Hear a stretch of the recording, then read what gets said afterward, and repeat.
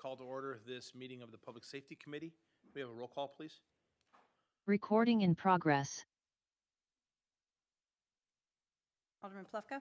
Yes. Alderwoman Sims? Absent. Alderman Lockmiller? Here. Alderwoman O'Neill? 3 of 4 members are present. Quorum is represented. Thank you very much. Our second agenda item is the approval or amendment to the agenda. Committee members have had a chance to see the agenda. Are there any changes you want to make? Hearing none or seeing none, the agenda will stand as submitted. Is there anybody in the audience that wishes to make citizens' comment? If you do, you'll be given 3 minutes. Please identify yourself with your name and your address. There's no one online. Okay, thank you. We'll move on to the City Administrator's report. Thank you very much. We'll move on to number 5, the report of the committee chair and alderman. As the chairman, I have no report.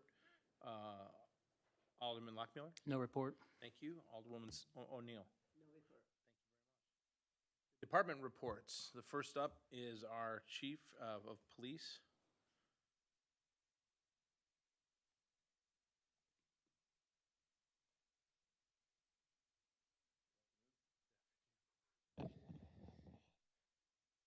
Probably shouldn't say this to the Public Safety Committee meeting, but in my 5 years here, we've never had a run of low crime like we've been on. It's been weeks. Particularly missing is the nighttime crime in our neighborhoods, on our driveways, and stealing cars and breaking into cars. We've had a couple, but it's been particularly quiet. So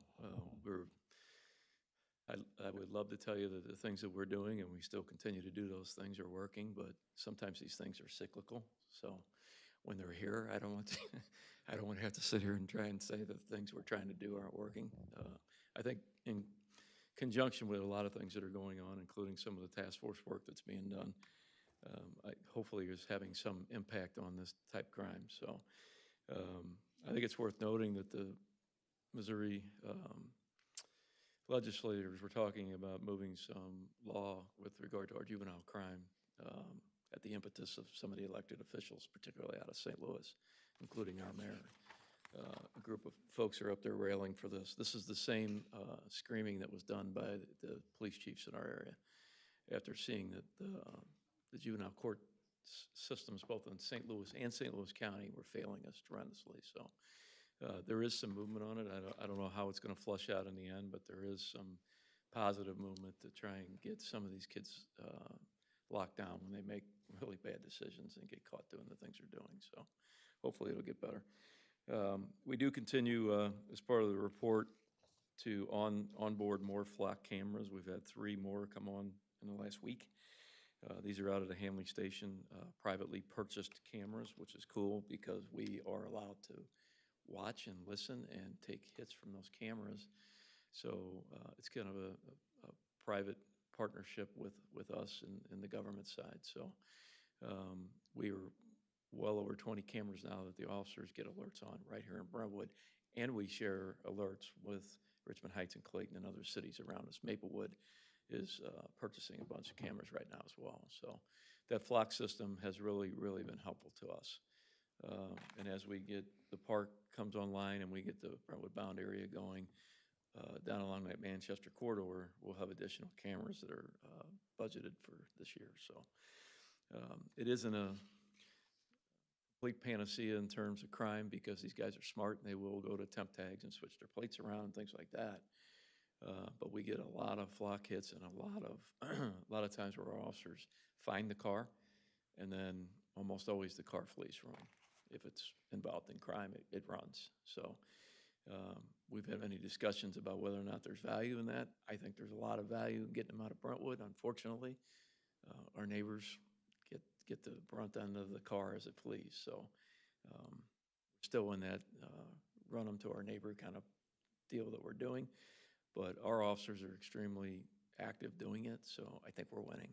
So we just keep running them. We've had, in this reporting period, we've had 2 more incidences with the fire department on calls for service for overdoses. And in the last one, it appeared pretty confidently that the officer who deployed the Narcan on scene at McDonald's recently, it was part of a process of bringing this young lady back from probably headed in bad direction. So the Narcan that the city has purchased for our officers, and obviously the fire side has really been effective.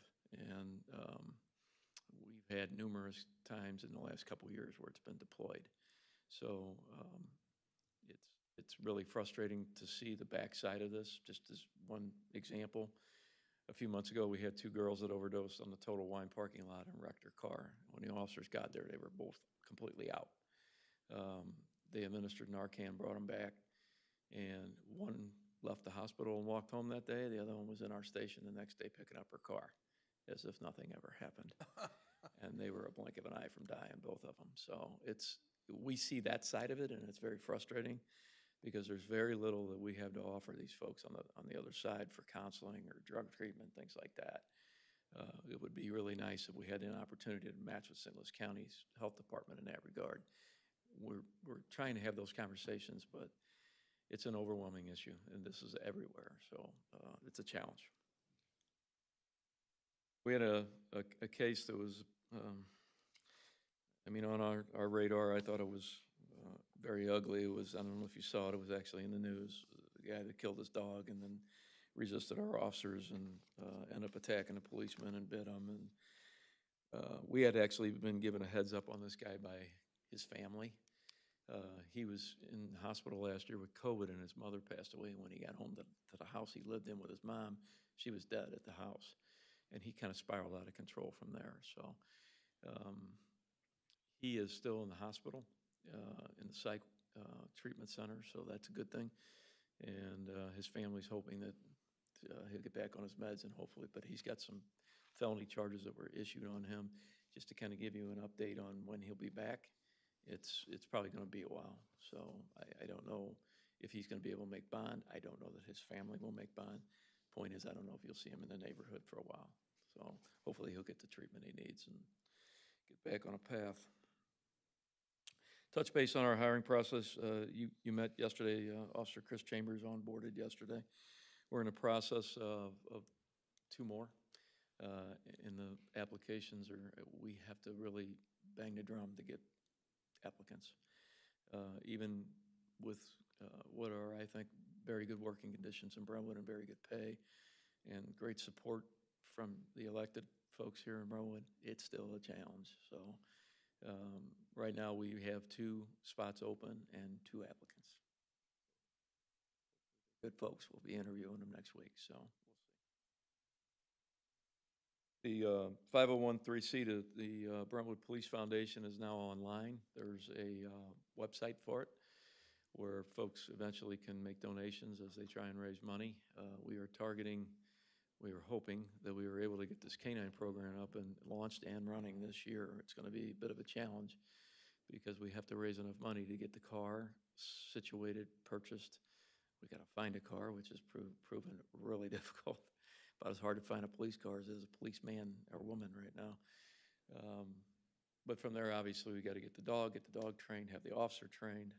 So there's a long path, and it starts with money. So we are just now to the point where we're going to start putting some people at the table and see what direction we can go to raise money. I have it listed as just for your information in our police informational report. Over the course of my, what has now turned into a very long career, business checks have always been something that officers were asked to do, but quite frankly, it was never an organized event. It was typical that a watch commander would go in and say, hey, go in and say hi to your business people. So we kind of did a little audit here in Brentwood since I've been here for 5 years, and what we decided to do was a formal way to make sure that we were hitting all of our businesses eventually. So we have over 400 businesses that we've identified, and we're sending officers in with a card, and you may have seen it in the packet today. So when they go in, they're supposed to make contact with the business owners, update their information, and then offer them some services that we're available for if they need us. In particular, if they're going to terminate an employee that they're worried about, for an example. So it's just a neat way for our officers to get a layout of the facility. There's a lot of them, but we are basically what we're doing is sending every on-duty officer to one place every day. So when you do the math on that, probably in around about October, we will have hit all these businesses.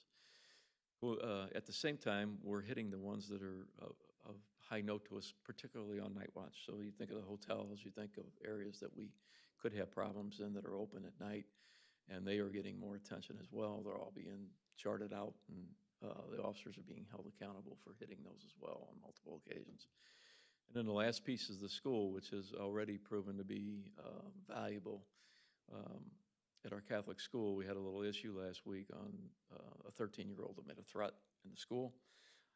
Kind of a long story short, the family didn't do what they were supposed to get the kid to counseling. They ended up kicking 2 kids out of school, and there were some issues up there. And the principal called me and thanked us for the walkthroughs. So what we're doing is sending officers mandatory walkthroughs at all our schools by on-duty officers. And it's kind of funny to see the school's reaction to it, like, is there something wrong, or why are we here? So it's just another way, and that is beyond Officer Figgs, who is our school resource officer. Figgsy can only be in one place at one time, and we have 5 locations that we're sending our officers. So it's kind of cool. They get an opportunity to meet the kids. They walk through, say hi to the administrators. The other advantage is our officers actually see the layout of the school, which is always an advantage in the event of an emergency. So there's multiple reasons to do it. We have a Tom Bottini's tracking the entire program. So every stop the officers make, every contact they make, we see it and we're tracking it. And once October hits, I think we'll evaluate it, and then we'll probably flip it and start doing it again. So just kind of a fun thing for us to do, and it's kind of unique. I haven't seen it done before, so it's a community outreach piece that I think is worth doing. That's all I had, unless anybody had any questions. Chief, you mentioned you walk through the officers walk through the school. Sure. Is there a coordination, especially for a live fire or training as far as with the fire department on school grounds and that type of thing? We have done active shooter training with our fire department. Did it most recently with the Brentwood School District about 3 weeks, something like that. We did it at the fire department. Ronnie and Ed were there with us, and we had the administrators from the Brentwood School District there with us. And we're going to continue to do that. And they were very receptive with it. And we were able to make some suggestions to them to make their plans better. So yeah, we do that, and we'll continue to do it with our schools. And then on the business side, did you say that your officers are going through the businesses and learning the layout of all those? As part of the request is that they walk the businesses, they meet the management. And again, in the event of an emergency, it's always good that they have eyes on what they're looking at and how big it is and where the office areas are and things like that. Great, thanks. I just wanted to kind of follow up on that. With regard to the new buildings, the McGrath, and then later Mark Twain, and even the middle school and high school, interiorly they're being configured differently and things like that. Did you guys have any plan in place, or were you consulted when they talk about, like, what's the best route to get out of the building and in the event of a fire, and then also in the event of other? We did, and access control being part of that process. We've actually done training in these new buildings now. The school administrators let us come in and do our officer safety training there. And again, the whole goal there was to get our officers into the building and let them see it. So it's, I would tell you, based on my experience in these things, they've done a very good job with the physical layout of the building in terms of protection. And my only other question is, the county task force, is that more seasonal, or is it? Actually, we have it tonight. We have officers going out tonight to do it. Sporadic. It's not seasonal. Is it an issue of funding, or is it an issue of? No, I wouldn't say it's funding. Really, I think it's. I guess the best way I could describe to you is how committed is everyone going to be to actually impacting this car crime, and that all revolves around honestly, it revolves around the ability to stop the cars. And that means spiking the cars, and are we going to follow the cars and arrest these people? In that task force, we're often doing the same thing we do every night in Brentwood, and that's look for people, and if they run, we run them until we have to let them go. So it's, some of them are captured, but it's a real challenge. If you don't have a game plan going in and a rules of engagement, so to speak, that include arrests, then there'll be limited success out of coming out of a task force that's set up like that. That's my opinion. So will it be, you said it's tonight, but then every couple of months, Yeah, but Okay. but roughly every month, roughly, Okay. yeah. Thank you very much. Yes, sir. Appreciate the report. Cottrell? Thank you. Good evening. I don't have anything prepared on this, but Chief Spees brought it up, and I just want to compliment him and his staff. I personally responded to the call where the gentleman had a mental crisis, as well as who knows what else was involved. That's why we both budget big dollars for training, because it pays off. And his people, professional from a capital P to L. I mean, the personal restraint that I witnessed, and then the follow-up compassionate care that my medics provided in somebody having a crisis like that really kept us out of the media for negativity. And the professionalism, I can't speak enough, and his people just did a remarkable job. So I Thank you very witnessed that much. with my eyes. So yeah, it was incredible to see. So unfortunate, very unfortunate. I wanted to review what was posted in board docs just on the department update, and then I have a couple of additions at the end before we get to the presentation. I included our monthly statistics collectively for the 2022 review. And we did certainly saw an increase in calls for service, as I reported a 14% increase over the prior year as we continue to get to pre-COVID levels for our request for service. And the training hours, it just is kind of remarkable, and we continue to see a steady increase. We are over 6,000 hours that we recorded for all of our individuals for 2022. We'll be on pace to do that same for 2023. So it's just incredible dedication that our people put in on that. Some updates to ECDC. I think we last reported on that in November. We continue to see improvements in the call processing times.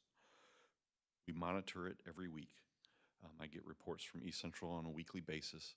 They have improved. We continue to work on additional improvements, which is the fire station alerting component. That's going to be a big improvement to the delivery to all firehouses in St. Louis County. We're navigating that right now. They're getting agreements in place. The equipment is in St. Louis. Getting the equipment installed in all the fire stations, that's where we're at right now. What does that look like? What's the cost point? We have money already paid to East Central set aside for this, for the installation of this equipment. We prepped that, I believe in 2020, we did that expenditure. So we're close. That will take, bear with me for just 1 second, how I try and break this down. Somebody picks up the phone and calls 911, I'm having an emergency. The call taker is processing that. They're asking questions, receiving information, they're typing data into their CAD. Once that CAD recognizes there's enough information to dispatch a call, the computer automatically does it in this new system. So they're not dependent on a call taker to manually enter everything, pause, then start something new task, then verbalize where to go, what the call is. This is all computer generated, so you have the same tone coming out on each call, the same cadence coming out, so we can hear it clearly. You take the influx of emotion out of the human voice. So this is going to be a vast improvement for the St. Louis region. And another upgrade, it's a single tone because it's all digital. It's not the radio frequency like before. And so the dispatcher can set off multiple fire stations at once. So we just narrow the alert component down just tremendously. So we're looking forward to that advancement in technology being in place. So. On the training update, I did provide a copy of the annual training plan for 2023. It's similar from 2022. We certainly made some tweaks based off of our data. We saw some highs and lows that we had in 2022. We far exceeded certain categories, and we need to perform better in others. So the overall hour per month and per quarter did not change, but our schedule will kind of be adjusted in our annual training. So that's just more informational for you. This is a bit of a frustration point. The Missouri Division of Fire Safety ARPA grants. So we submitted 2 grants in December. They were supposed to be awarded in December. They still have not been awarded. So the good news I learned from the State Fire Marshal's office, they were allocated $10 million for grants, $20,000 matching grants, and they only received applications for about half of the $10 million. So I've been told that's what the hang up is right now. That's the pause of what do we do with the excess funds? Do we roll it over and do another application period next year? But I'm waiting on those award announcements. So we have some budget items kind of depending on that. So I need to get some stuff ordered. So I'm hopeful we'll have a response or some movement before our next meeting. EMS billing, I've talked to Ways and Means Committee about this. Attached in your packet is an update to an increase in our fees from EMS MC for 2023. Again, this is the last year of that contract, so we will be doing an RFP. Lieutenant Herman and myself will prepare that, and we will get that sent out about mid-year. There's a lot that goes into it. Everything from our software to, as you could imagine, Medicare, Medicaid, all the insurances. It's very thorough. It's very time-consuming. So we're going to dedicate some significant time to that this summer and get that prepared. So we look to continue to see good revenues with our EMS billing. A component to that is Missouri GEMT. So in this year's budget 2023, we did increase revenues for EMS billing. This is why. Kind of post-COVID, increased call volume and better data collection. We provided better data to the report this year than we had previously, and we have an increase of slightly over $50,000 than what we saw the prior year. So we keep a close watch on that, and we look to continue to increase that moving forward.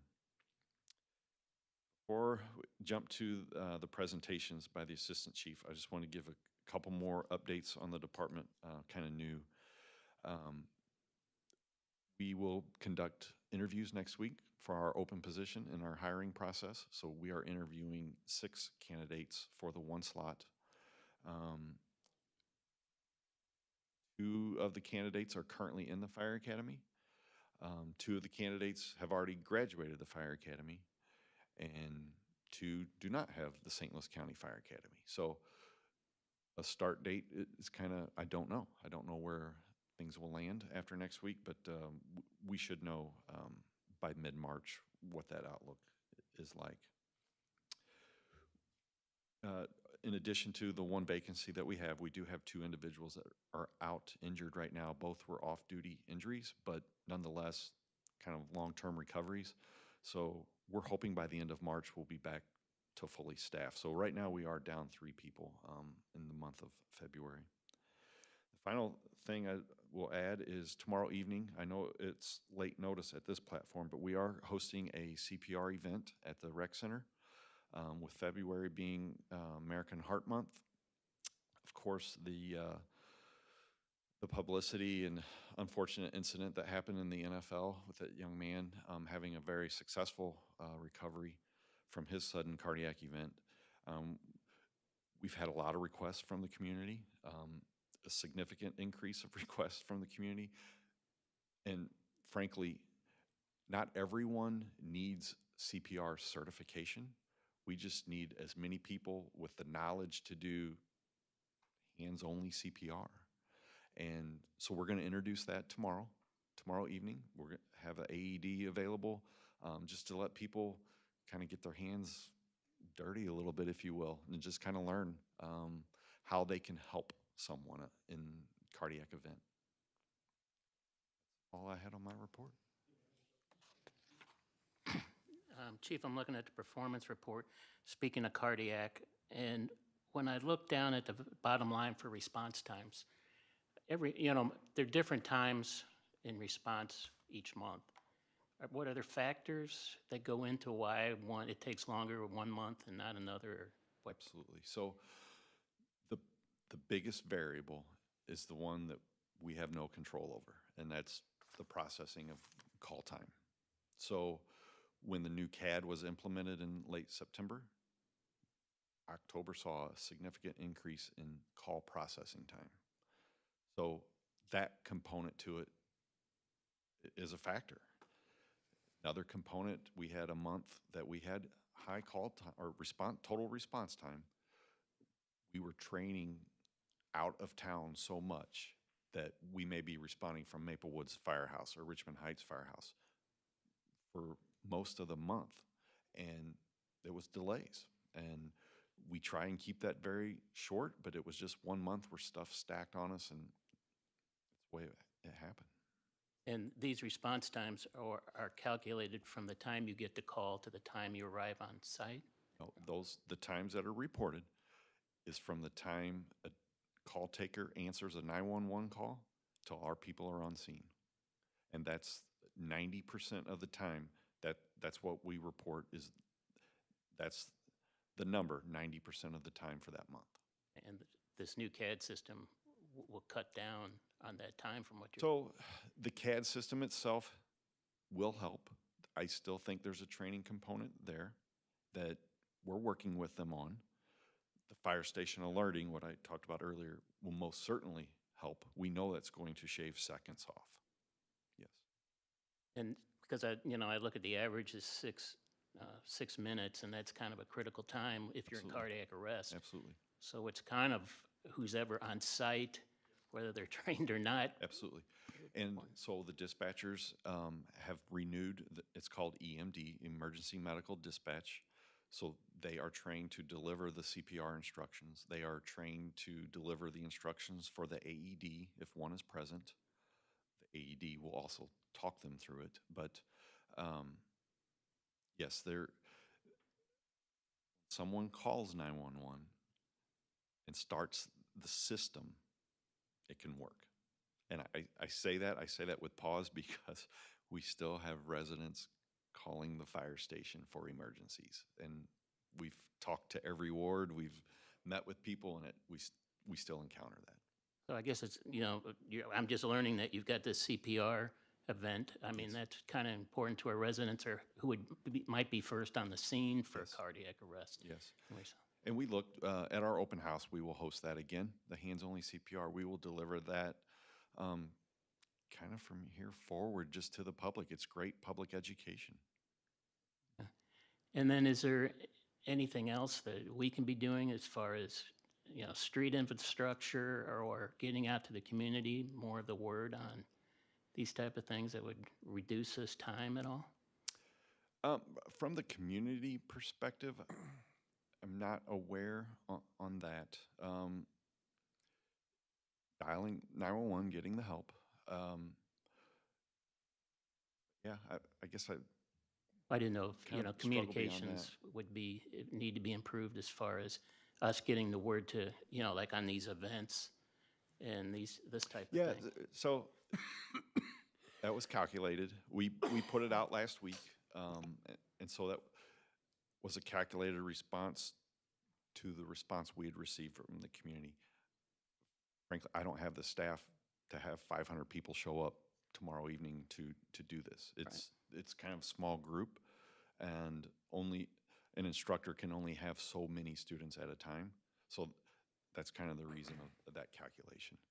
Trying to manage expectation. Yes. Because if, Thank you. and I think it's great that Chief Cottrell came up with offering this to the community, because if there had been true knowledge planning, it would have gone out and you all would have had a chance to talk to people about it at your ward meetings. But given what he said, it's a calculated move, and maybe going forward. But we also know that the hospitals around us, possibly, I don't know whether it's certain, they offer this training as well, Right. It's but it's at a cost. very readily available right now in the communities. Thank you.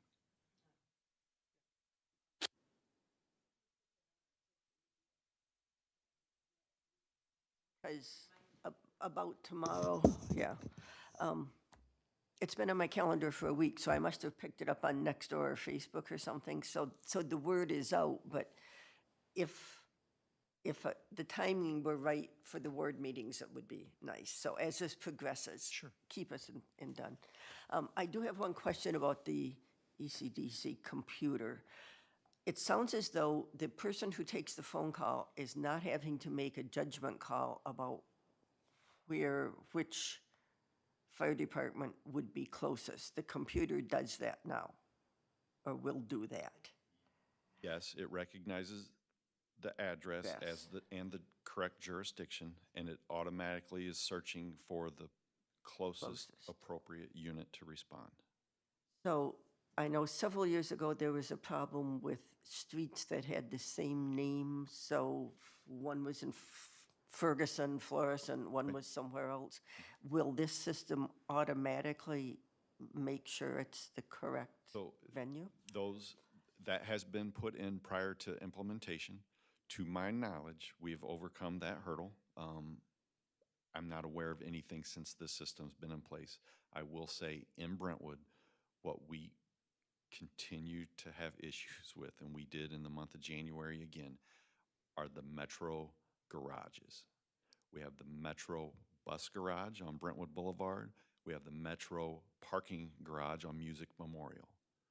People will come off the interstate, I'm by the metro garage. Okay. We will get sent to the wrong one. And they will say, I just came off the interstate, I'm in front of the metro garage, and they're in front of 3000 South Brentwood. And so that we are working with ECDC regularly to overcome that. I've reached out to Metro Security, I've reached out to Metro. I mean, we've all communicated as recent as 2 weeks ago to overcome that hurdle, but that is being addressed, yes. Okay, thank you. Thank you, Chief.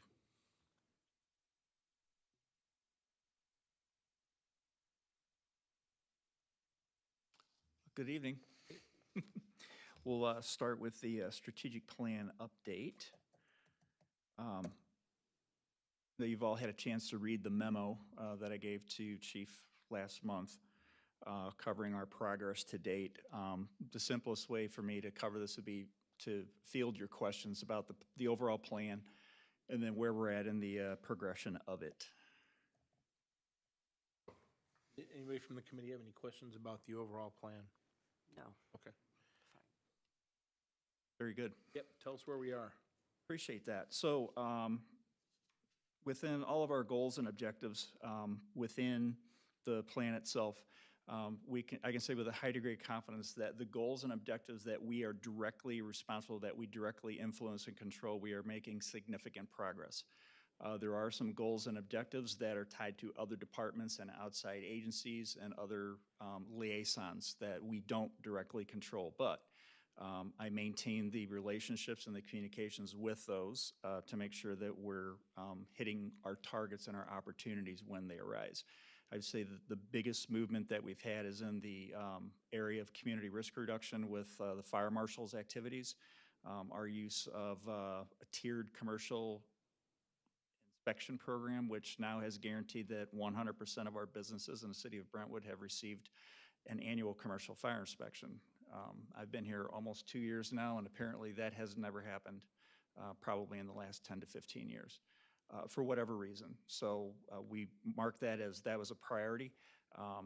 To be honest, I expected Tim to be about halfway done with it his first year, and he was done before the end of 22 with all of those. So he is working his tail off, and it's paying dividends, not only for the fire prevention aspect, but also for the liaison and the general goodwill with the business community. Because quite frankly, we want your businesses to stay open, and we're not there to shut you down, and we're not looking for stuff for violations. We want to make sure that it's a safe operation. Moving forward with that, we're going to be doing some targeted data analysis. I know we talked about some of the events that have happened with the school district with active shooter training.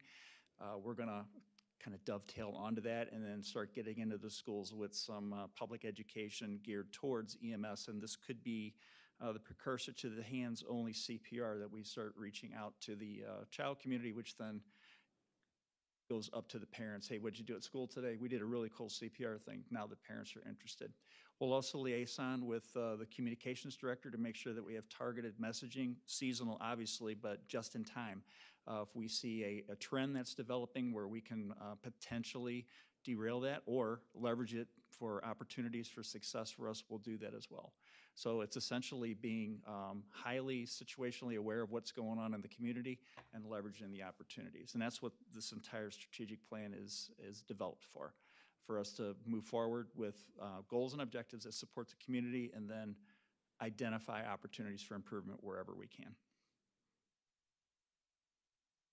Terrific, thank you. Very good. Now moving on to the second part of the presentation, this machine here that's sitting in front of you took delivery December 12th. Since then, we've had about 30 hours, flight hours on a 25 log flights, most of those being training, and a lot of those were dependent on the weather conditions. Currently, I am Part 107 certified. I have the fire marshal that is in progress pending on his FAA test. We have 7 others within the fire department that have expressed an interest to either become pilots or essential visual observers. I have 3 in the parks department that are researching the flight training, and then 2 have expressed interest in the police department. So this is a city asset. Any department has access to it. So we have asked that those that are interested go through with the FAA training so it becomes a legal flight operation. It resides in the fire department, and the priority will be for fire and police missions for public safety, but it's been getting most of its use with the Parks Department. Over the last couple of weeks, I've been doing promotional video flights for the Brentwood Bound Project and the playground that's coming up in some of the trail systems. So Sean White and I are every Friday morning for here on out until the playground's done at 10:30. Every Friday we're going to fly the same. It's about a 25-minute route, and then he'll stitch the video together and make a promotional thing, maybe a commercial or whatever. But I believe some of that was released on social media over the weekend. So that was some of the work from the drone. So 4 cameras on it: zoom, thermal imager, a rangefinder, and then a first-person view. It has collision avoidance. That contraption you see on the top there, that is a programmable searchlight and a speaker. So I can play, I can play MP3 files. So if you want to hear Flight of the Valkyries as we approach, you can hear that.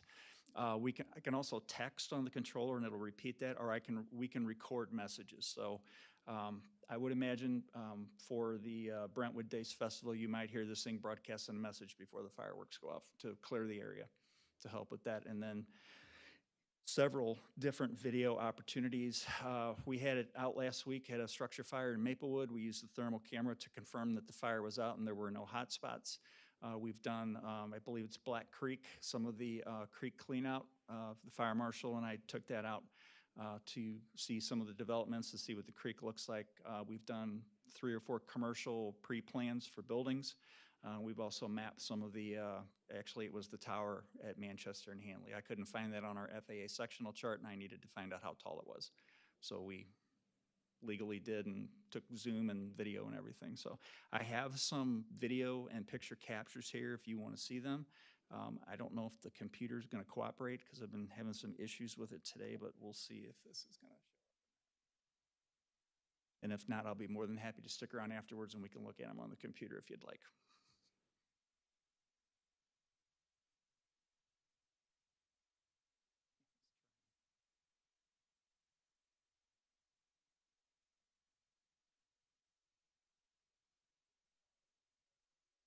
It's already on the computer. Then the answer to that is no. Well, let's just do this. In the interest of keeping the momentum for the meeting going, if you'd like, we can move on to the next topic while this thing loads. Yeah, If let's that's do that. okay? Yep, that's a good idea. Let's do that. Perfect. Okay. Thank you. Dan? Come on up.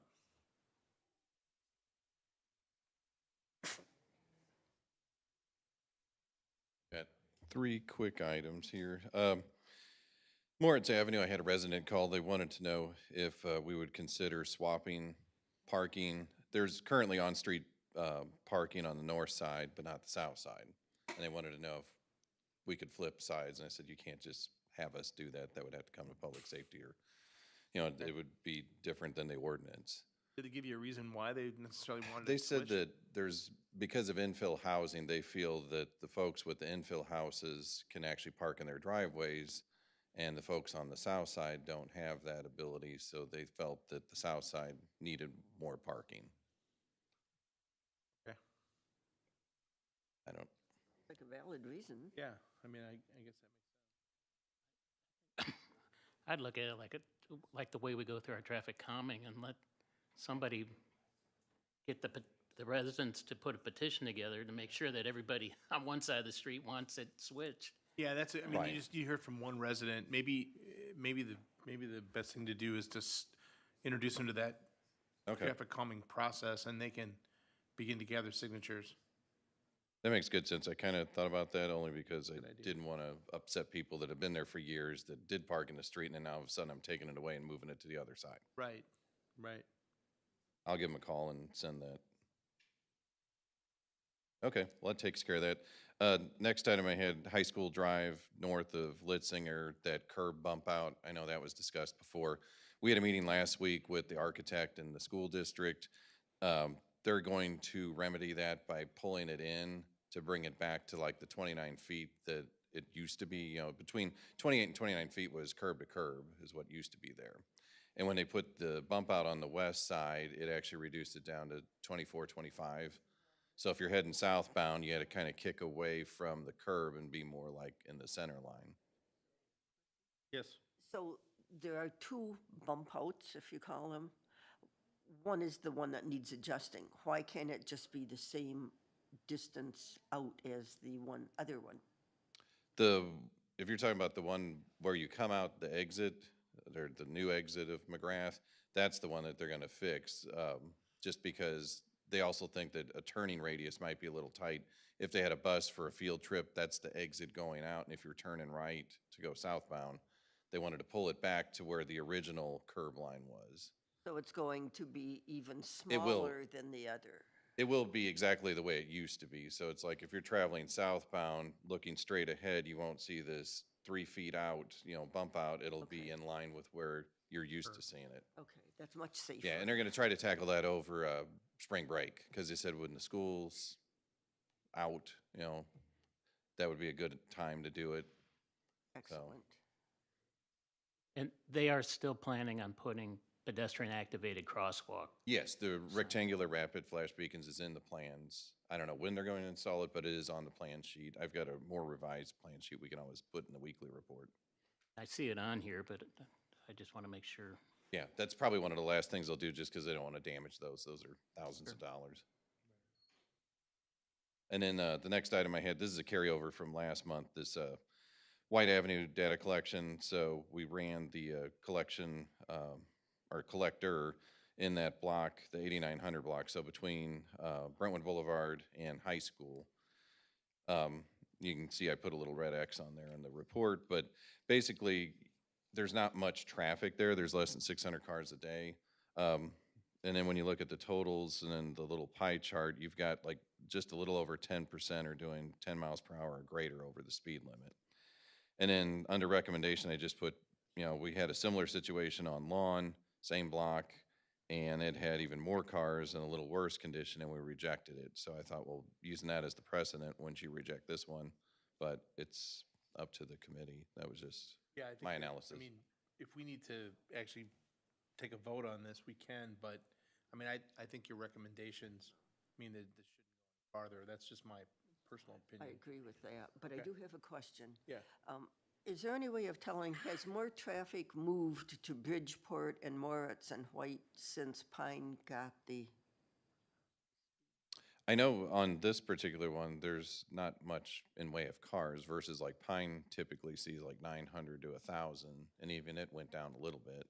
We can move a collector over to one of those other east-west in the same block just to see what their counts are. I was Just as just a curious baseline. if other people are avoiding it because that's there. Yeah, we could do like a 2-week data collection while school's still in session. That way you've got kind of a baseline on any of east and west ones to see if maybe there's a favorite street. Okay. That's it. Thank you very much. Is there any other questions? right, Dan, thank thanks. you very much.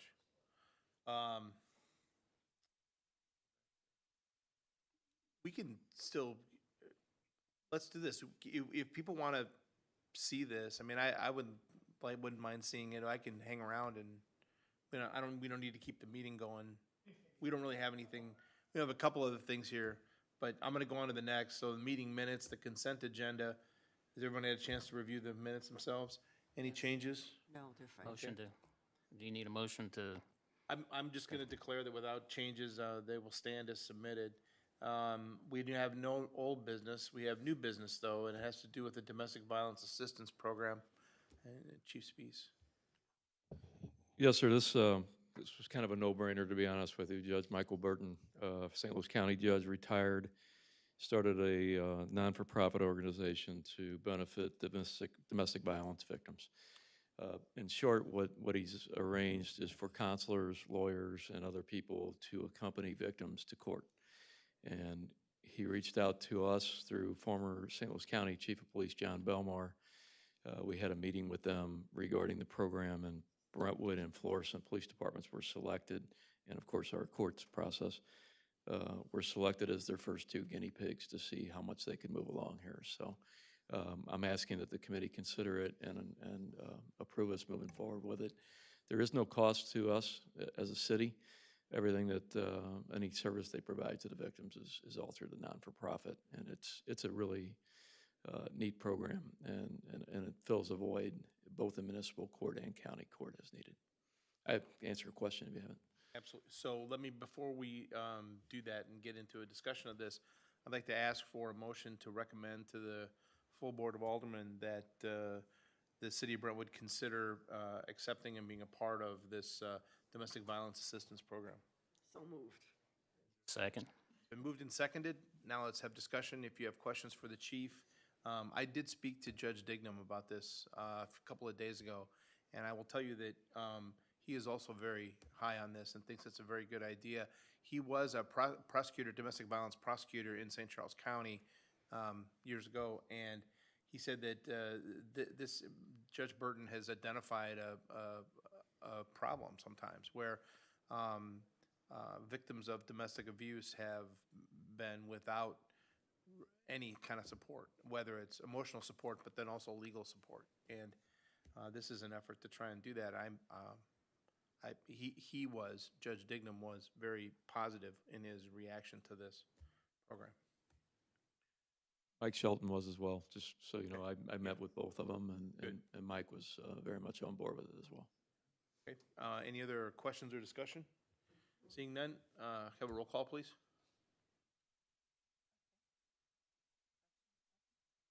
Alderman Plufka? Yes. Alderman Lockmiller? Yes. Alderwoman O'Neill? Yes. Motion carries. Thank you very much. And thank you very much, Chief. We now have another opportunity for citizen comments. If you come forward, you'll be recognized. Provide us your name and address, and you'll be given up to 3 minutes. Raised. Okay. It's Seth Golden. Okay. Mr. Golden?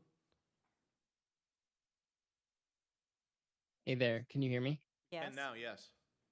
Hi. So I'm the petitioner of the request for the traffic calming over on the 8900 block of White Avenue. So it's plain as day to me. If you go back and look at the statistics here, you see a max speed of 63 miles per hour on this 20-mile-per-hour road. And additionally, this is a little bit different from lawn because we are right next to the middle school and high school, and soon to be McGrath to open. We're the only east-west thoroughfare that cuts all the way from Brentwood Boulevard all the way over to McKnight. And I think that's part of the reason why people who are not really part of this neighborhood fly through. I can't speak for lawn, but when I went through and got the 2/3 of the whole effective block, everyone was really, really into it. And I would hope that we can actually implement the traffic calming measures. I thank you for your comment. Thank you. This is not a forum for give and take or question and answer, but I appreciate your comments and thank you for them. Are there any Okay. other citizens that wish to make comment? Time. All right. I'll close citizen comment at this time, and seeing no other items on the agenda, I declare this meeting of the Public Safety Committee adjourned.